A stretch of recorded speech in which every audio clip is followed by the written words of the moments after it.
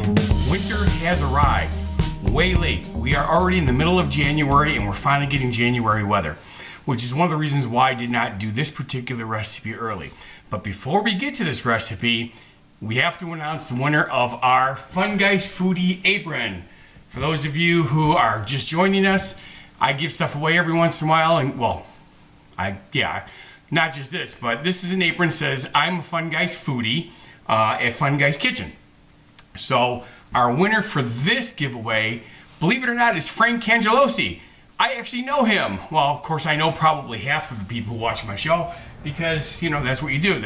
They're friends of yours, so they watch your show. And anyway, he won the apron, so that's cool.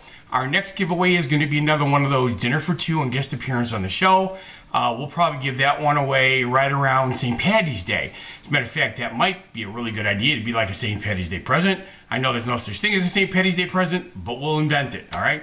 So dinner for two, guest appearance on the show, St. Paddy's Day, same rules. You have to be subscribed, and then you comment on any shows, I want to win dinner.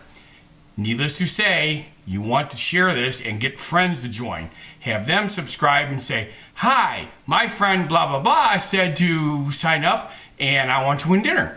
Now, you get an extra entry into the thing, and of course the new person gets their single entry. And of course, if more people did this, we'd actually finally build up the show to a point where YouTube would promote it more. So please do that. Share, like, subscribe, and share. Okay, so what are we doing today? Oh, also forgot, our meat department sponsors this show. Piggy from Meat Department. Oh, I know it's up here. Piggy from Meat Department at Piggly Wiggly. So today we're actually not cooking meat. We are going to make gourmet peanut brittle.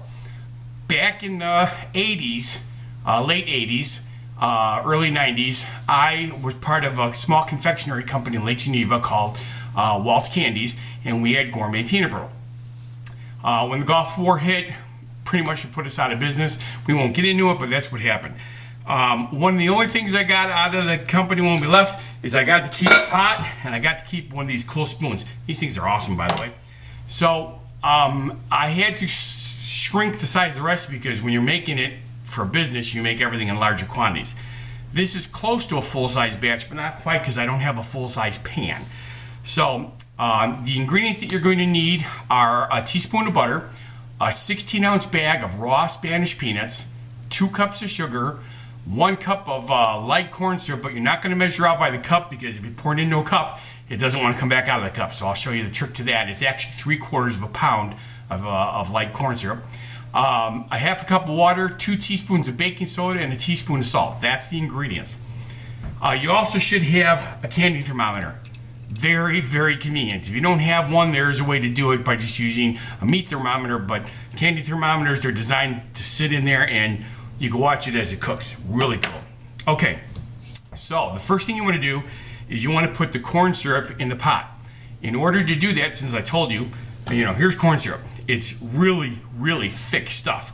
We used to buy it in 5-gallon pails.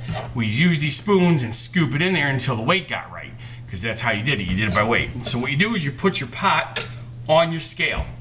If you have a digital scale, that makes things really, really simple. Then you what's called zeroing it out. On this scale, well, I'll show you this real quick. On the back there's a little knob. What you do is when you put the pot on there, it's going to weigh 2-3 pounds, whatever. You spin the knob until it says 0, which it does right now. Okay, that's called zeroing it out. This is really cool because now all you have to do is open up the syrup and pour it until you're at 3/4 pound. So I'll step back a little bit. And that's 3/4 pound. Perfect. Okay. Now we can put that on the stove and get this out of the way. That reminds me, you're going to need a bigger pan. A 13x9 is not going to cut it. This is an oversized cookie sheet. Perfect size. All right. And of course, since you're doing it on counters, and this is going to be really hot, make sure you have something under it. I put another pan underneath it with a standard baker's cooling rack because you want air to get under it. And here's the reason why you only do this in winter time. Peanut brittle does not like humidity. It is stickier than all get out in humidity. That's why you do this in the winter, okay? I don't know how people do it down south, because I know they make peanut brittle down south. I have no idea how they keep it from getting sticky, but I know that even in the wintertime, if it was a humid day, we lost several batches because the stuff was just like glue. You don't want glue. You want, the peanut brittle should be crisp. Okay, so that's in here. So then you want 2 cups of sugar, which I already have. And then you want 1/2 cup of water. Okay.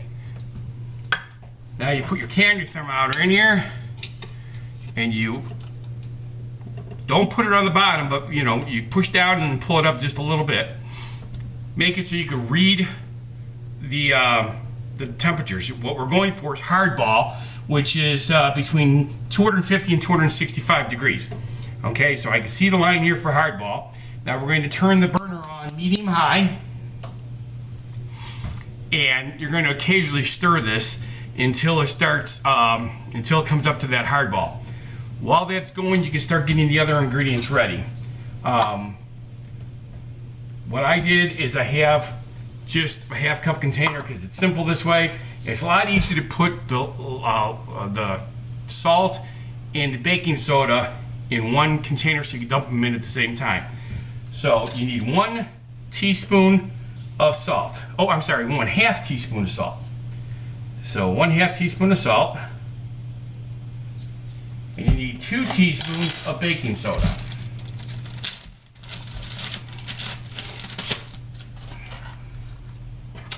Okay, now remember, when you do this, you want level teaspoons, not rounded or heaped or anything like that. Make them level.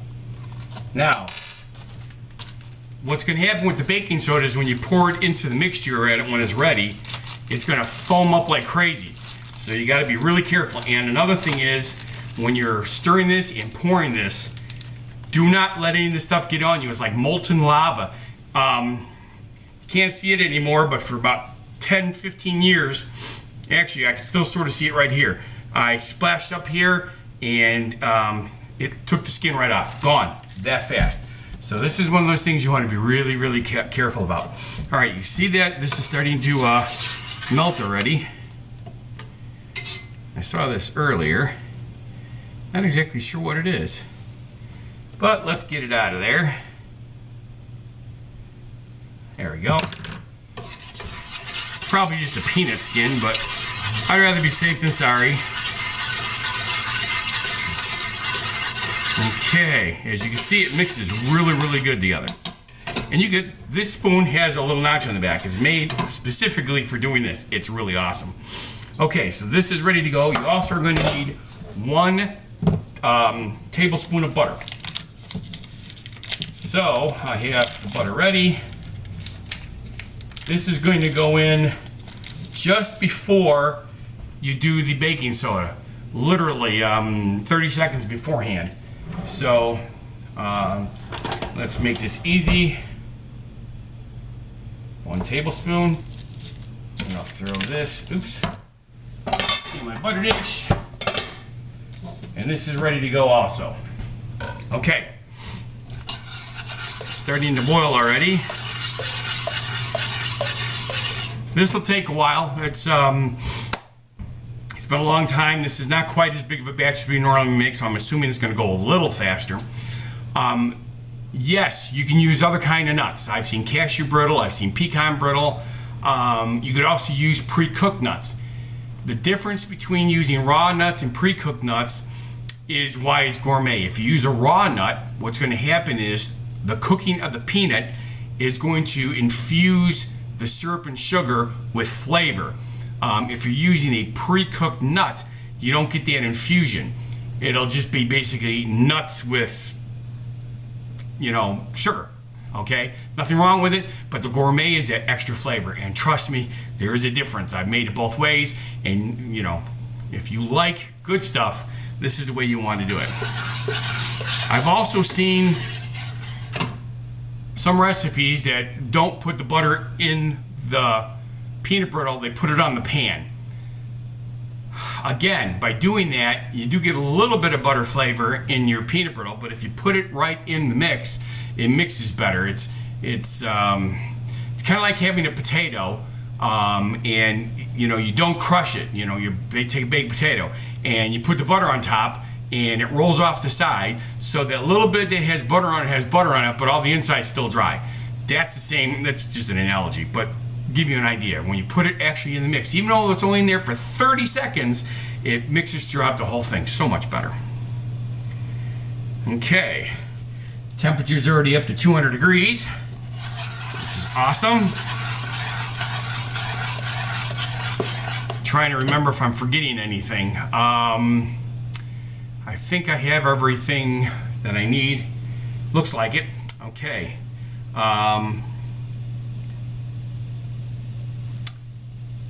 We are in the middle of January, as I said. As you can see out the back there, there's snow outside. We had our second significant snowfall of the season, first of the year, of course. We got 7 inches here.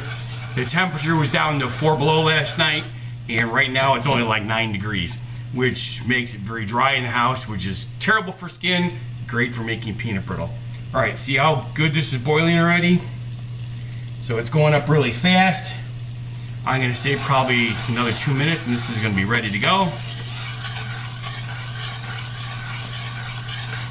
Now, one of the things I learned a long time ago is when you pull the can of thermometer out before you put the peanuts in, you don't want to just toss it in the sink. Great way to break them. So get yourself a tall glass. Have it off to the side here. I'm glad I was talking about it because I would have completely forgot about it. Needless to say, late 80s, early 90s was a substantial time ago. Alright, this is looking pretty tasty already. We are at 220. Won't take too much longer. Trying to think of what else there is we could talk about. That's another thing I like about having the guest here. We could talk about things while we're in between stuff.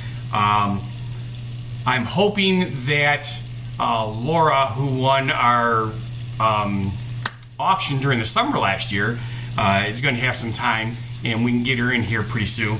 There's also a possibility that Bill Goff, who is not only a regular viewer of the show, is the manager of the Piggly Wiggly and the one who helped me set this up as the sponsor. So I'm looking to see him here for a guest appearance. All right, we're up to 225. There's going to be another thing. When it's at hardball, it won't just drip like this. It's going to thin down like a spider web. So if your temperature is not quite right, your thermometer is not quite right, that's another quick way to tell. That'll get really, really spinny. It's hard to explain it. When you see it, you'll know it. Or you could just take a small pan of water and just dribble a couple little drops into the water and it'll ball right up if it's the right temperature. That's, again, what hardball means. Softball is not just a sport. It is squishy, kind of like a gummy worm, you know, squishy. Hardball is firmer. Okay, 230.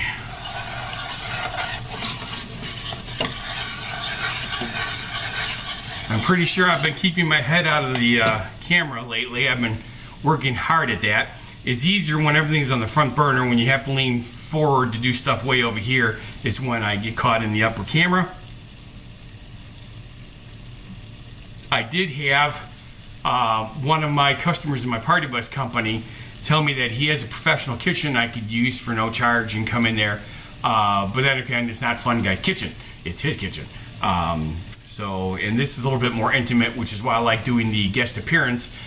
Doing it in a commercial kitchen is really awesome for film work, not quite so homey. All right, 235. Yep, still a little thin.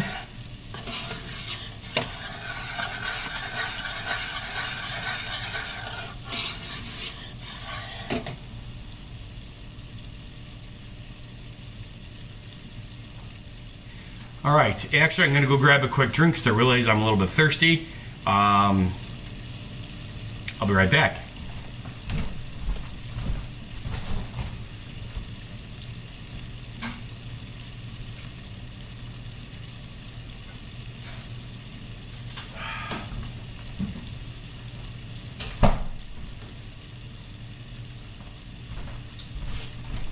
All right, see, told you it wouldn't take too long. Okay, 240. It's really kind of interesting. Lemonade is one of those things that most people only drink in the summertime when it's hot. I truly love Crystal Light's raspberry lemonade. I drink a gallon of it a day. Gallon? No, half gallon a day. I just love this stuff. And it's better for me than the amount of soda I used to drink. I used to literally drink 4 2-liter bottles of soda a day. I have cut that down to about 3/4 of a 2-liter bottle. Between caffeinated in the morning, because I don't like coffee, love the smell of it, can't stand the taste of it, so I drink my Diet Dr. Pepper or my Diet Coke or my Diet, believe it or not, Sunkist Diet has caffeine in it. So I drink those in the morning, and then later on in the day I switch to caffeine-free stuff. One of my favorites is Fresca. I still love Fresca. I just wish they'd do the peach in the 2-liter bottle. They only do the original flavor in the 2-liter bottle. Okay. Just about there. Let's see how it looks on the drip. Still not quite right. I'm curious if I'm picking up too much heat off the bottom. Nope, it says it's right.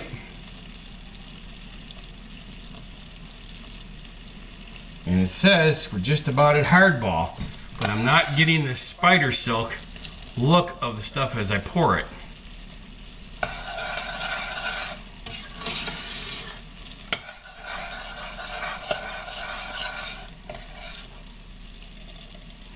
Okay, I'm going to put warm water in here so you're not shocking it.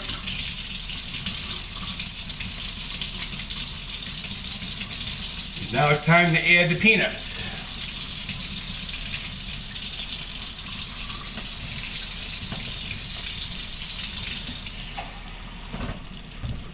Okay, we are at hardball, yay! Okay, now we got the peanuts, which this is one 16-ounce bag. I opened the bag because I didn't want to make a mess. You just literally pour it right in there and stir it in.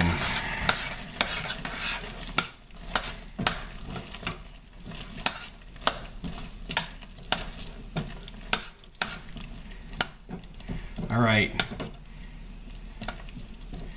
Now, I probably should have gone a little bit heavier on the syrup because this is a really heavy-duty batch of peanuts.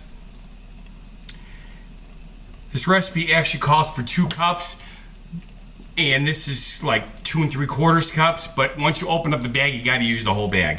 I remember that when we were doing the gourmet, we were going a little heavier than the normal recipe on the nuts anyway, because it gave you more nuts. Granted, the sugar is a lot cheaper than the nuts, but again, when you're paying for gourmet, you want it to have more of the good stuff. Now, here's the trick to this. This is going to be by color. You cannot set a timer on this. You literally have to stay close by. When we were doing this, we were doing 4 pots at a time. You'd start one from scratch, build it up, get it going, start the second one, build it, stir, go to the third one, stir, stir, build it, go to the fourth one, stir, stir, stir, build it. By the time that one was stirred or built the first time, this one was ready to go. It was a heck of a process.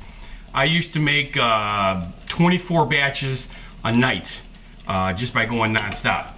You are, of course, going to need a glove on the hand to hold the pot because you do want to stir this occasionally. See how thick this is? Oh, it's starting to smell really good.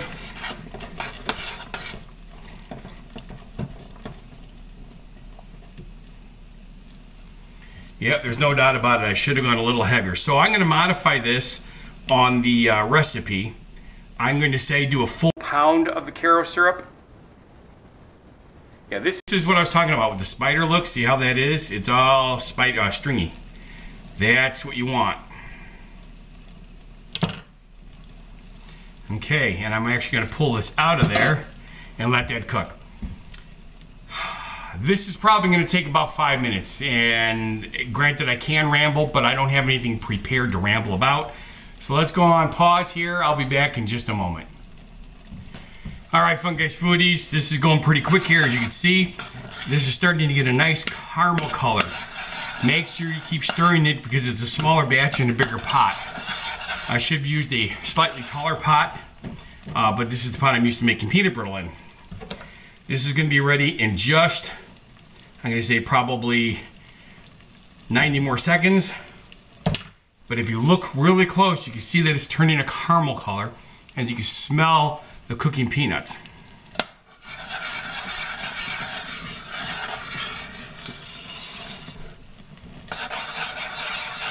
If you don't stir it, the peanuts start to burn to the bottom of the pot, which is not really a great thing. It's not evil because, you know, burnt peanuts don't taste that bad.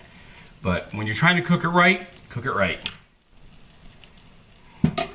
All right, what we're gonna do, because it's gonna be, you're not gonna see it otherwise, is I'm gonna bring the pan over here so you can watch me pour this. Some recipes say to put the butter on the pan. I think I mentioned that earlier. It's better if it's in here. You know, when it dries, it's gonna come off this pan, trust me. Oh, I know you can't smell through this. I wish this was smell-o-vision. The smell of cooking peanuts is just fantastic. When you cook them in oil, even though they taste really good, you smell the oil. There's no oil in here. What you're smelling is literally sugar and peanuts.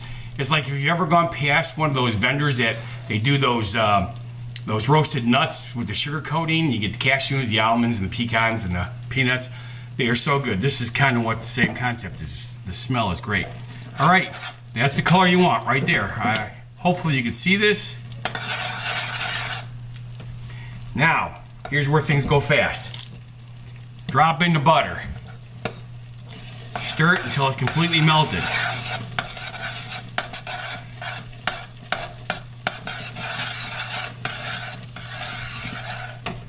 Put your glove on your hand that's doing the lifting.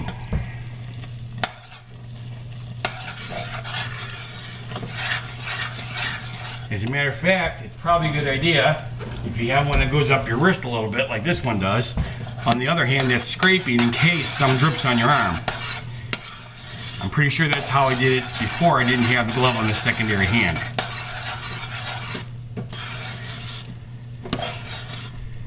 Okay, butter is completely melted.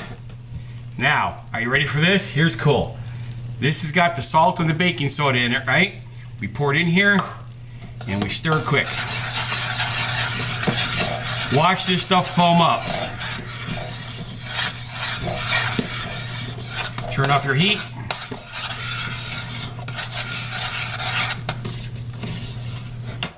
Pour it on your pan.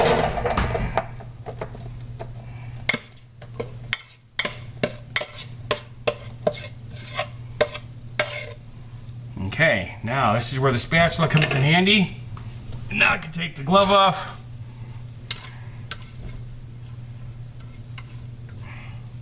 Scrape the excess stuff out. Pour it right on the pan.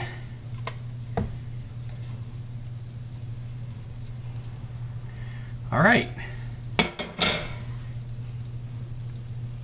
Scrape off the spatula or the spoon. That's it. Now it just has to cool. I can't remember exactly how long it took to cool in the past. I want to say half an hour or so. We used to put fans on them. They can cool faster because we're doing so many. But that's it. This is gourmet peanut brittle. When it's cool, literally, you just take like a clean big spoon, go bang, bang, bang on the top. It just breaks into chunks. You got peanut brittle. That's all there is to it. Hope you enjoyed the show. This is another relatively short one. I'm Funguy the Entertainer. This is Funguy's Kitchen. So I said that wrong. This is Funguy's Kitchen. Well, thank you for coming to Funguy's Kitchen. I'm Funguy the Entertainer, cooking for you.